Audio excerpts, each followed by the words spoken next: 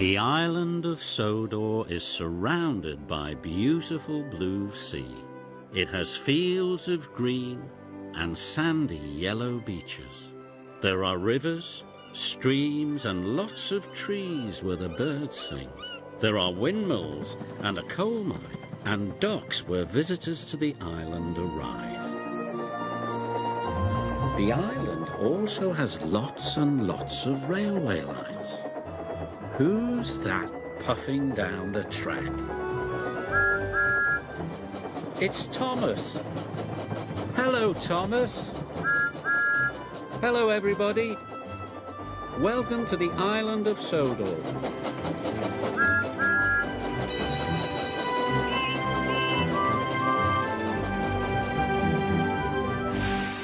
Mighty Mac.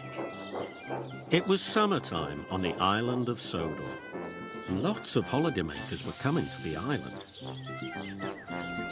They liked to see the beautiful forests and the high mountains. It was a busy time for all the engines. A new engine had arrived on the island. He was going to help take the holidaymakers up into the mountains. Thomas had arrived at the transfer yards. He was very excited to meet the new engine. Hello, puffed Thomas. Hello, the new engine puffed back. I'm Mighty. And I'm Mac. And together we're Mighty Mac. They whistled happily. Thomas had never seen such an unusual engine before. Then the thing controller, Mr. Percival, arrived. Mighty Mac, you are to take some holidaymakers to the mountain campsite, said Mr. Percival. Mighty Mac could see the holidaymakers. They were waiting on the platform. But there were lots of tracks between Mighty Mac and the holidaymakers. Mighty Mac didn't know how to get to the platform. We've always worked in the shunting yard, moaned Mighty to Thomas. How will we find our way over to the passengers? Groaned Mac. It's simple, whistled Thomas. Look at where you want to go, then follow the track that will take you there. Mighty set off nervously. But as they puffed along the track, Mac thought his way was quicker. This way, he said. No, Mac, puffed Mighty, it's this way. Soon they were puffing left and right, backwards and forwards. They were very confused. They even had a ride on the turntable. Then at last, we're here, puffed Mac. Then why are the holidaymakers over there? Asked Mighty. Because you didn't look where you wanted to go and you didn't follow the right track, said Mr. Percival sternly. Now you're late. Sorry, said Mac.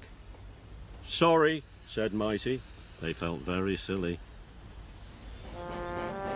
Finally, the passengers were on board.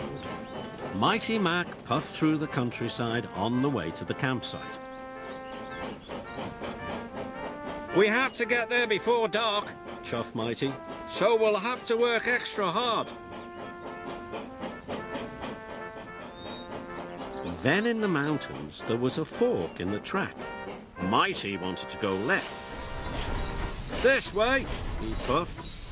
No, go the other way, shouted Mac. But Mighty was already pulling them past the fork. Mac was cross. The next time they came to a fork in the track, Mac wanted to go the other way again. This way, he puffed, and he pulled Mighty back to the junction. And then pushed them back up the other line. Now Mighty was cross. They puffed through the mountains, and whenever they came across a junction, Mighty would push one way, then Mac would pull the other. The holidaymakers were having a very bumpy ride. They spilt their tea and their buns went flying. But Mighty Mac pressed on. Then there was trouble. They had arrived at a dead end. The holidaymakers had a look around. "This isn't a campsite," said one of the holidaymakers.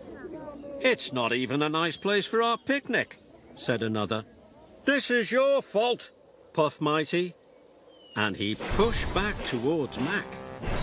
"Yours," huffed Mac, and he pushed back even harder. The holidaymakers watched as Mighty Mac bumped backwards and forwards. "Stop!" called the holidaymakers. "You're going to cause an accident." But it was too late. Mighty pushed Mac as hard as he could, and the carriage crashed into the rocks. First one rock fell, then another rock. Soon, lots of rocks came tumbling down. The track was blocked, and they were all stuck. "We'll never get to the campsite now," moaned the holidaymakers. And it was all Mighty Mac's fault. They felt terrible. It was getting late. The holidaymakers were working hard. They were trying to get the coach back onto the rails. Then, with a mighty heave, the holidaymakers lifted the carriage back onto the track. Mighty Mac was watching the holidaymakers.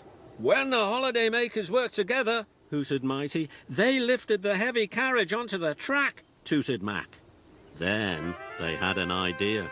"If we both work together," puffed Mighty, "we'll be strong enough to push those rocks out of the way," huffed Mac. So Mighty Mac rolled up to the rocks and pushed and pushed. The rocks rumbled. Then they rocked until finally the track was clear. The holidaymakers cheered. Mighty Mac was ready to go. They could see the flag flying high above the campsite. Then they remembered what Thomas had said. "Look where you want to go," puffed Mac. "Then follow the track that will take you there," chuffed Mighty. "Off we go," they whistled together. Mighty Mac puffed up the mountains. And soon they arrived at the campsite. The holidaymakers were very happy, and Mighty Mac was very proud. "You know, Mac," wheezed Mighty, "when we pull together and work together, we can be a very useful engine," whistled Mac. And they set off happily back down the mountain.